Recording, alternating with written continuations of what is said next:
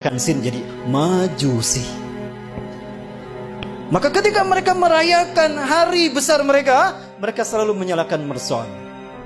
Maka ketika umat Islam merayakan pergantian tahun baru Masehi, saat itu mereka disesatkan tiga agama.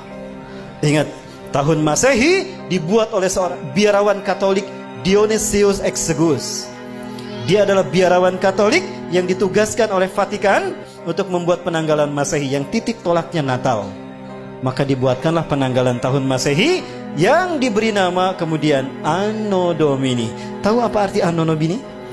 Tahun Anno Domini artinya tahun Tuhan kita. Kita Romawi. Siapa Tuhan Romawi? Yesus Kristus. Berarti tahun Anno Domini adalah tahun Yesus Kristus. Lalu dirayakan pergantian tahunnya oleh umat Islam. Apakah umat Islam tidak murtad? Satu, ketika umat Islam euforia merayakan pergantian tahun Masehi, saat itu mereka itiba kepada kaum Nasrani.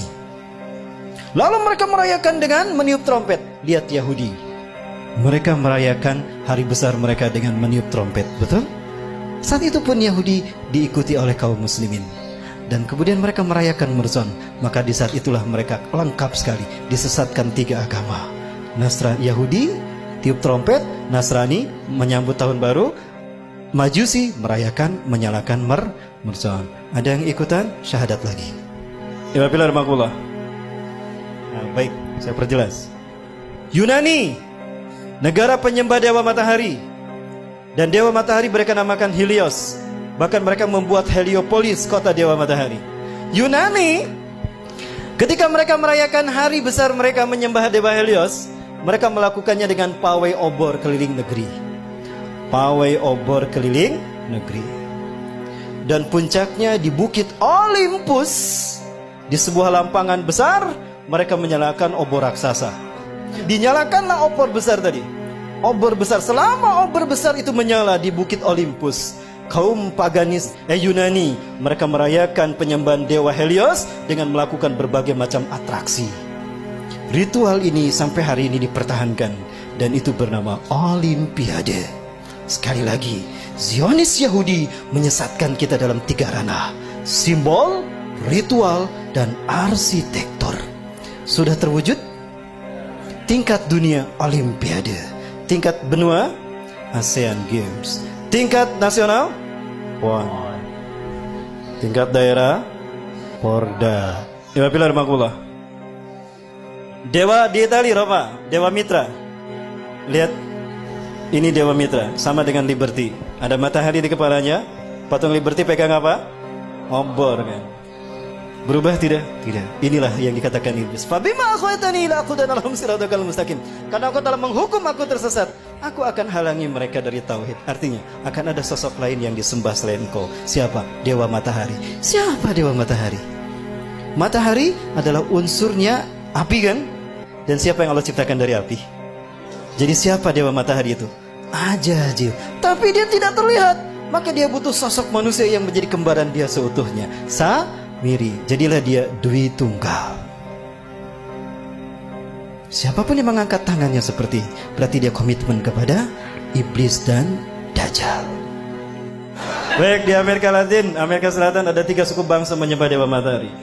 Suku Aztec di Meksiko menyembah Viracocha. Suku Inca menyembah dewa Inti di Brazil. Suku Maya menyembah dewa Kukulcan di Amerika Latin.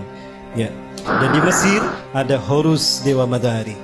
Dan Horus selalu digambarkan dengan kepala burung. Kenapa? Ketika Tuhan turun ke bumi selalu menggunakan burung.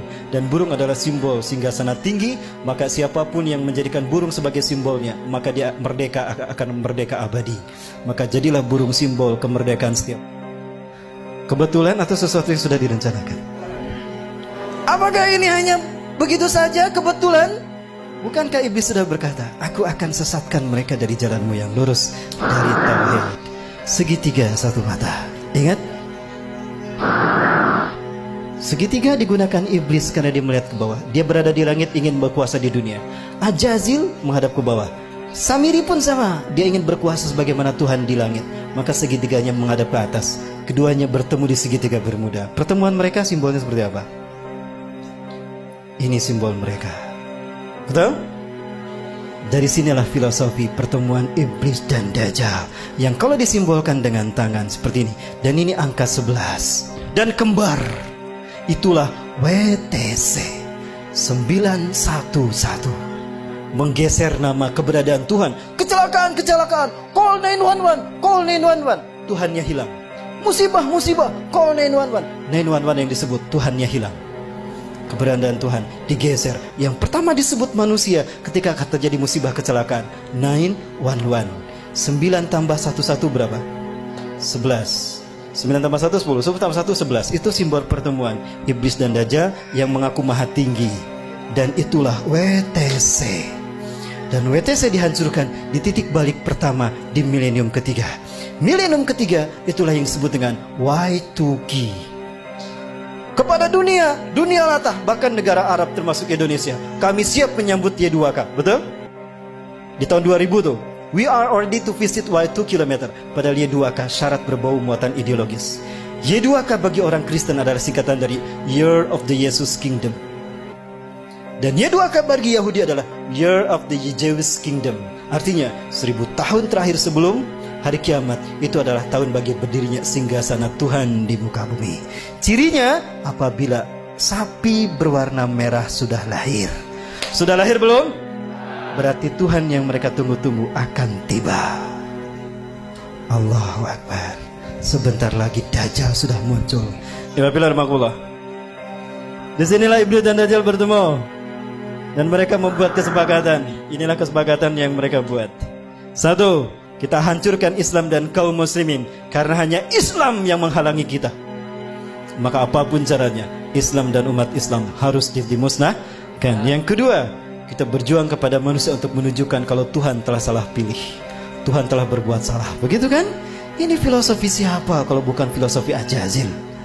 Ya, maka dendamnya kepada umat Islam. Sekarang mereka bersatu dendam sama umat Islam. Ketika Samiri mengembara ke seluruh dunia, dia sampai ke segitiga Bermuda, sebuah area lepas pantai Samudra Atlantika yang menghubungkan 3 titik. Florida, ada Miami di sana, ada Puerto Rico, dan ada Bermuda. Segitiga ini adalah tempat di mana Ajazil membangun istananya dari kristal cahaya.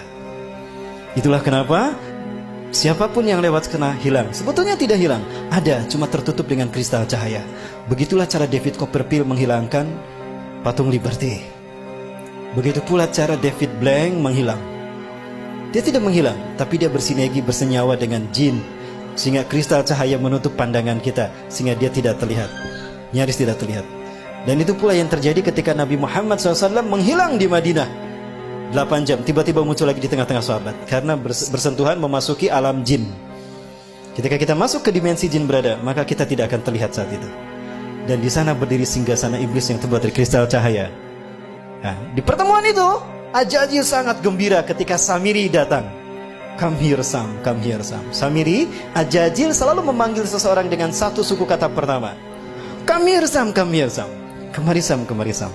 Apa kata Ajazil? Di hadapan pengikutnya Ajazil berkata, hari ini adalah hari yang aku tunggu-tunggu sejak Allah menurunkan aku dari surga ke dunia, di mana aku dipertemukan dengan saudara kembarku. Panggillah dia oleh kalian sebagai Paman Sam. Nyambung tidak? Nyambung dengan Amerika. Inilah jawaban kenapa Amerika menjadi negara superpower. Kenapa dia intervensi urusan negara orang lain. Dan kenapa dunia seolah takut tidak mau menghukum Amerika dan Israel? Karena Amerika adalah negara bentukan